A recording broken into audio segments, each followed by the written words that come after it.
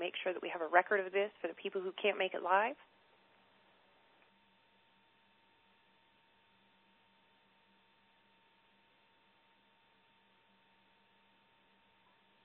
And our recording is active, so let's get started. This is Crowd Mountain Bootcamp Module 2 Q&A. Bootcamp Module 2 was called Optimize for Size, and it's about optimizing your website and your WordPress installation. So we'll go right to the questions. First one is from Rochelle, and she says, in setting up a blog, when you change the permalink structure, why do you put the category name before the post name?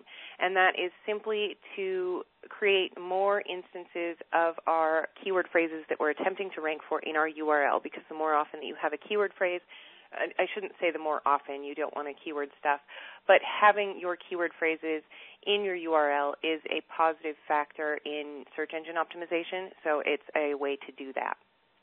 Mike asks, why do you prefer WordPress to WordPress Direct?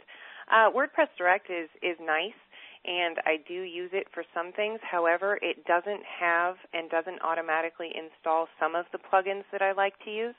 So going to WordPress Direct and installing a blog and then still having to log in via FTP and upload those other plugins that I use is just kind of double work, and I might as well just do it all at once through my own admin and through my own FTP. It's just making it one step instead of a couple. I do like WordPress Direct, though, in the fact that all of your blogs can be managed from one interface. So I have sometimes outsourcers who work on multiple blogs, and they'll do it through WordPress Direct so that they can access all the blogs in one place. Another question from Brandon says, are there any differences between web hosts? Is one better than the other as long as it has cPanel, or are they all the same? Some web hosts, have more downtime than others, but other than that, basically, as long as they've got cPanel, as long as they've got Fantastico, then they should be able to do the things that you need to for Crowd Mountain. Next question from Mark says, what is your opinion on the Semiologic theme? It seems to be touted as a great SEO theme. It also has a feature of being able to create all of your settings and plugins and then copy those blog settings to another blog so that you can create it with the same setup. And that would be possibly a great time saver. The problem with the Semiologic is that they only have, I think it's like 6 or 8 different themes that you can use with it, and I don't like the way that they look, so I like to use my own themes, and that's why I don't use Semiologic. Sue asks, you mentioned that you're looking for keywords that have a lot of long-tail keyword phrases related to them. Are you going by your own ideas for this, or is it somewhere that we're supposed to see those long-tail keyword phrases? We talk about that more in Module 3, but to give you a brief idea, if you don't run an SEO traffic filter when you're looking at keywords, and you'll find out then that you've got a lot more keywords because you don't have that filter over in Market Samurai. And so you'll just look at that point and see, are there lots of long-tail keyword phrases, or are there really only 10 or 20 keywords for this particular keyword permutation that you're looking at any given time. And the more that you have generally means that you've got more long-tail keyword phrases to work with.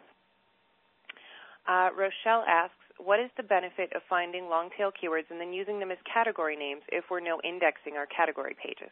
This is, again, just because we're using our categories to kind of create a silo structure for our site, and also so that our URL for an individual post page has those keyword phrases in it.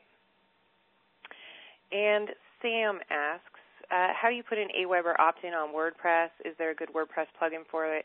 What plugin do I use on my site, MichelleMcPherson.com, that does the Lightbox?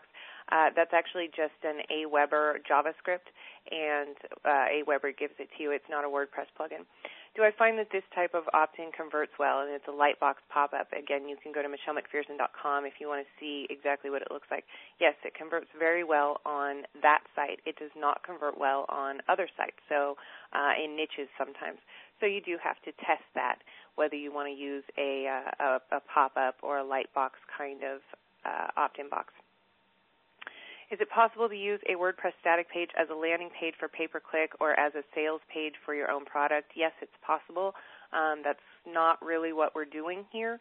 So I can't give you any further advice on that. But, yes, you can use a static page, and you can use that for a landing page or a sales page for your own product. You just want to make sure that you don't have a bunch of links to other things like in your sidebar and stuff like that, because if you're using it as a sales page, it shouldn't really have any other places for people to go other than your Buy Now button. Do I use the same Gmail account or Google Analytics for all of my sites? For example, am I worried that Google will notice all of the different websites from the same account? No, I don't worry about that because I'm not doing anything shady with my sites or my accounts. So they are absolutely welcome to know that I own whatever sites I own. That's fine. Can you recommend some software for tracking your rankings in Google, especially over time? Yes, and you know what? I'm not entirely sure whether this has been announced yet or not. I think it hasn't, so I don't want to burst their bubble, but there is a tool that you will be able to use for that we are currently using. Do you use SE Nuke or any software like this for automated social bookmarking? We'll talk more about that in the link building module, but some of those programs can be useful. Next question from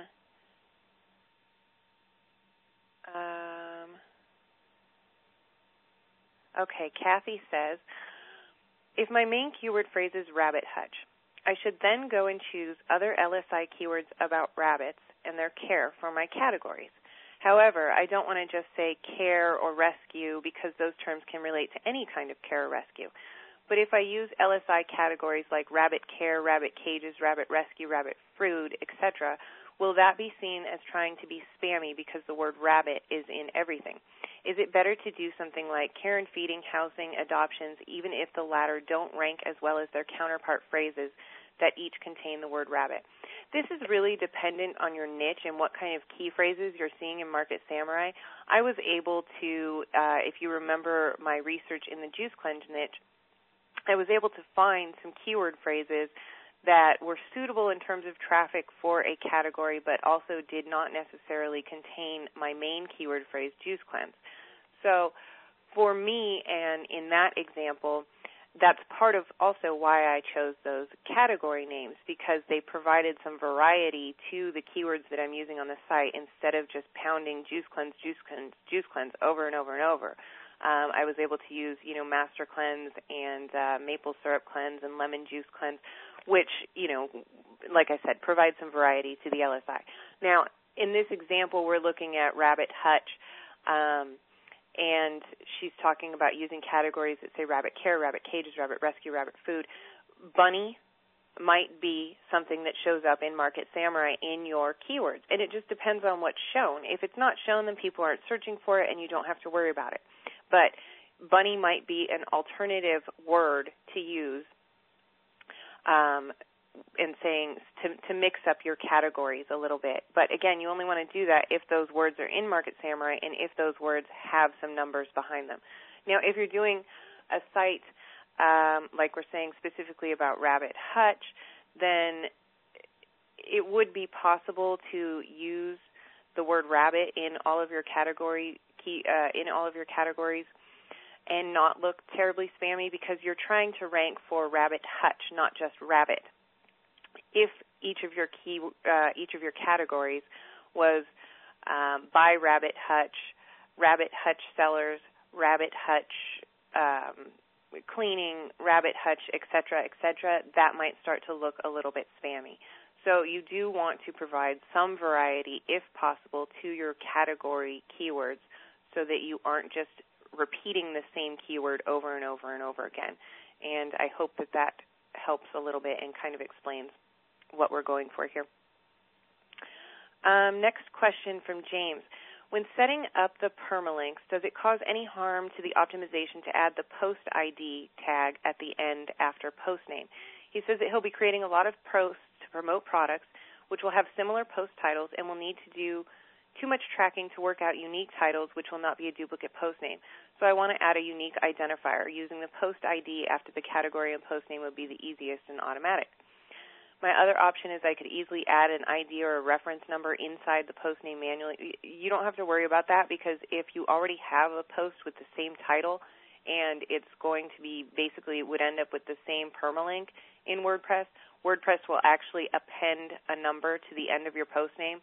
So you could have post name and then you would have post name -1 is I think how they do it.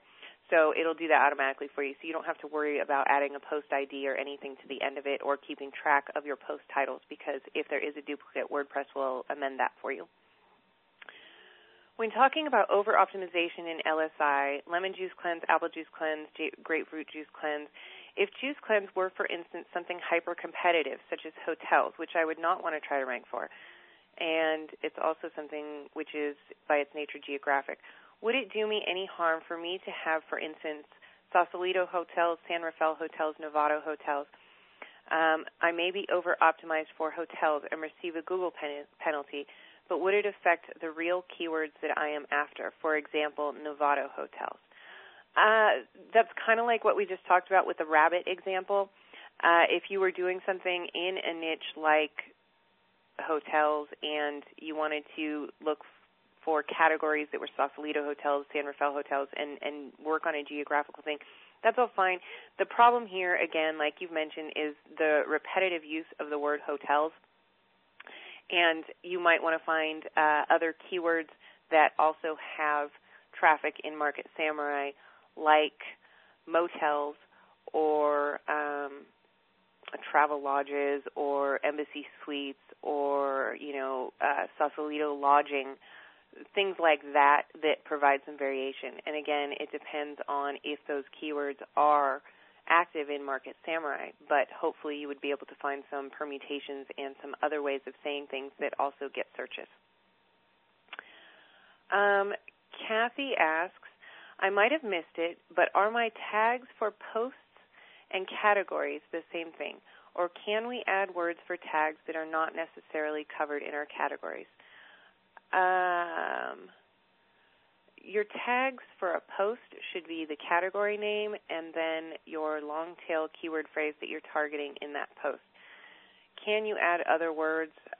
You can, but each page is optimized for one individual keyword, so I wouldn't necessarily suggest that you do that. Nick also asked about semiologic, and since we've covered that, I will skip that one. And let's see what else. Sehao says, why do you install WordPress in domain root directory for a fresh install? What are the advantages of doing so? Well, if you install it in a subdirectory and then you've got nothing on your root, then there's nothing linking to your WordPress install on the root or on the subdirectory. So if you don't have anything else on the site, there's no reason not to put it in the root directory because there's nothing there. They also say, I noticed that most other sales pages that use a blog to sell products do not maintain the blog posting after the initial wave of a product launch. Is that a good practice? Would Google penalize me for doing so? How long should we keep on posting?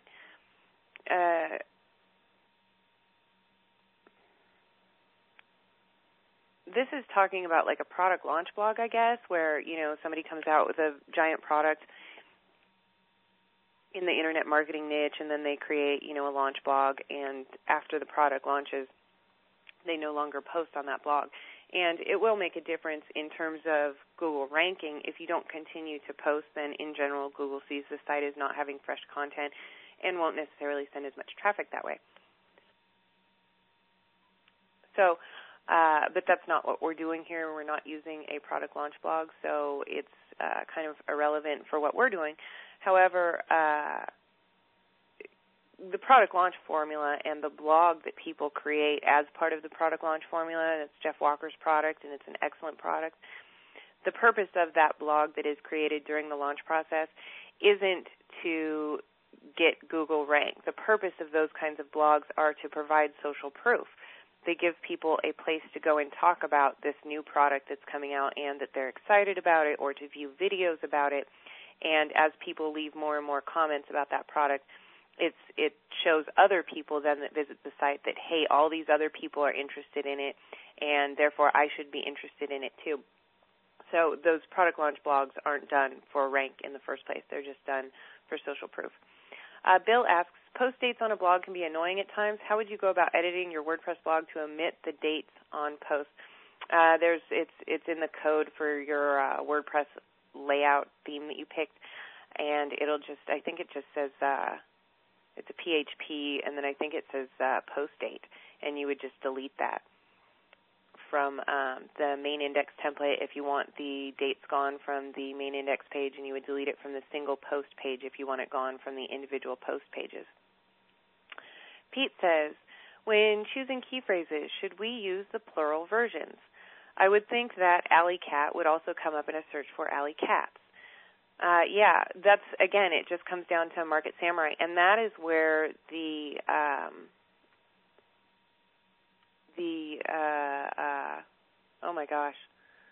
phrased abroad. I totally couldn't remember that. The phrased abroad comes into play. You'll find alley cat, alley cats, and other permutations that, are just plurals and things like that will have different phrased abroad numbers, and you'll also find that they have different SEO traffic numbers. So in this case, when you're trying to decide between a regular and a plural, you want to pick the one that has more traffic, assuming that it also meets your competition data that we're looking for. And he also says, the same question for domain names. Is alleycats.com better than alleycat.com? And again, that just comes down to the numbers that are shown in Market Samurai.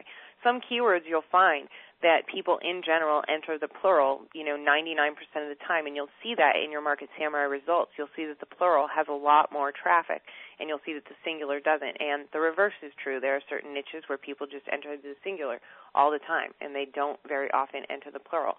So you just need to look at your numbers and then obviously purchase the domain name that people are searching for more often. Pete also asks, I changed the HT access to 777. My HostGator account was already at 777. Is this a problem? Should I change it to 644? What is 644? It's a permission setting, and I really don't know tons about server admin, but it defines who can access the file and who can change it. And yes, you do need to change it back to 644. I've had sites hacked into where people were able to change the HT access because I left it at 777, and they were redirecting traffic somewhere else. So do change it to 644. Pete also asks, how many WordPress categories and key phrases would be too many? I try not to go with more than 8. On the Juice Cleanse site, I have 6. And once you start to get tons and tons of categories, your site can kind of get fragmented. And again, if those categories are like we were talking about with hotels or rabbits, where you're using the same keyword phrase in all those categories, where it's rabbits, rabbit care, rabbit housing, rabbit health, then it can get kind of spammy. So you want to look at also if you're able to find other permutations of your keyword or other ways of saying those key phrases that do have traffic in Market Samurai that you could use as categories without being too repetitive with your page content. Fred, no, that's a personal question. Okay, James asks, I noticed that our blogs don't have privacy pages. I also know Google requires them. Or is it an issue, especially with, say, AdSense? Are we going to add them later, or should we just add our own with the privacy page plugin? We are going to add a privacy policy in Module 4, and that's the monetization module. And do not use the WordPress plugin that does it because it creates a page on your site, and it's linked up top without a no-follow, and we want a no-follow on it. So we'll talk about that in Module 4, and I'll show you exactly how to do it. And then let's check for any new ones that have come in. James says, I'm using WordPress as my site. It's hosted by TWZ. If I want to start some more blogs to feed my site, can I use WordPress with other domain names by going to WordPress.com? I think that you mean creating like feeder blogs and something of a blog farm. And yes, you can do that at WordPress.com, but we're going to talk about that in full in our link building module. And I think I have to sneeze, so I'm going to mute for a second. Okay, sorry.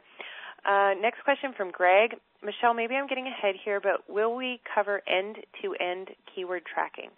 I hope I didn't miss it. Thanks, Greg. I'm not entirely sure what you mean by end-to-end keyword tracking. If you mean being able to track our keywords and see how we're ranking for them, then yes, we will cover that. Next question from, oh no, that's a homework. All right.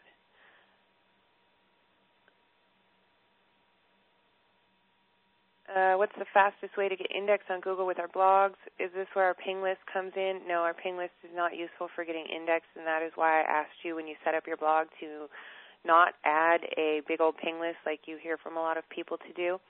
The fastest way to get indexed, most of your blogs, once you set them up and add a little bit of content, will get indexed automatically on their own without having to do anything. Indexing really isn't an issue these days as long as you ping the original ping site that is in your WordPress site or your WordPress installation. And we'll talk more about getting indexed, but indexing doesn't matter. I mean, I don't care if my site's indexed. I want it to rank. So we'll talk more about that and link building and ranking in the next in the link building module. And that is all of the questions that we have that have been asked ahead of time. So now I will open up the lines, and if anybody is on the call and would like to ask a question, we can do that. So let's see. How do I unmute you guys? All right, everybody's unmuted, and we've got lots of noise. Press *6 to mute yourself, please. Come on. Hi, Michelle. Need *6 to mute yourself so that we can hear.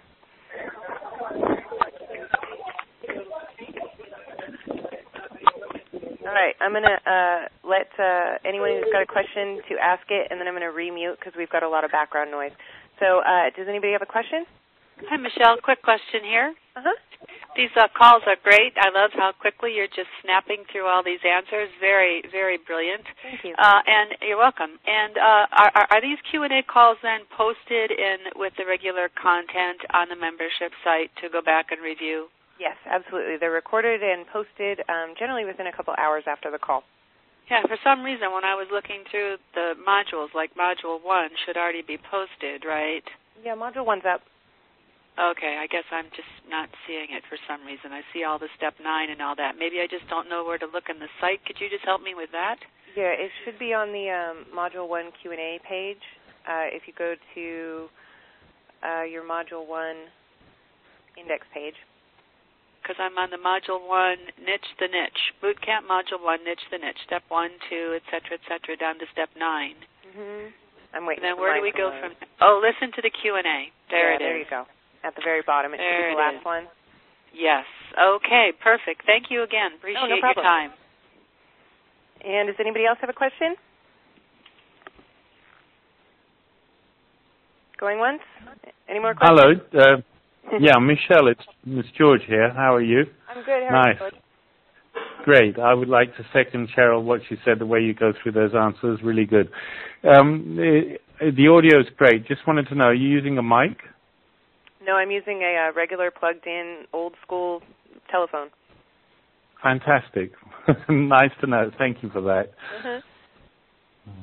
And, yeah, great. I'm going to try and make sure. I like it better on a Tuesday than a Friday, because Friday night at midnight around here in Spain is a bit of a hard one. So I'm hoping you're not. Hoping you're not always going to be on Friday nights. All right, I will consider it. Does anybody else have any questions? All right, I must have done a good job then putting together all the content. I'll pat myself on the back there. Thank you guys for coming. And like I said, this is recorded, and it will be posted within a couple of hours for anyone who wasn't able to make the live call or came in late and wants to hear the beginning. Thank you guys again, and we'll see you for the next bootcamp call. All right, bye-bye. Thanks. Bye.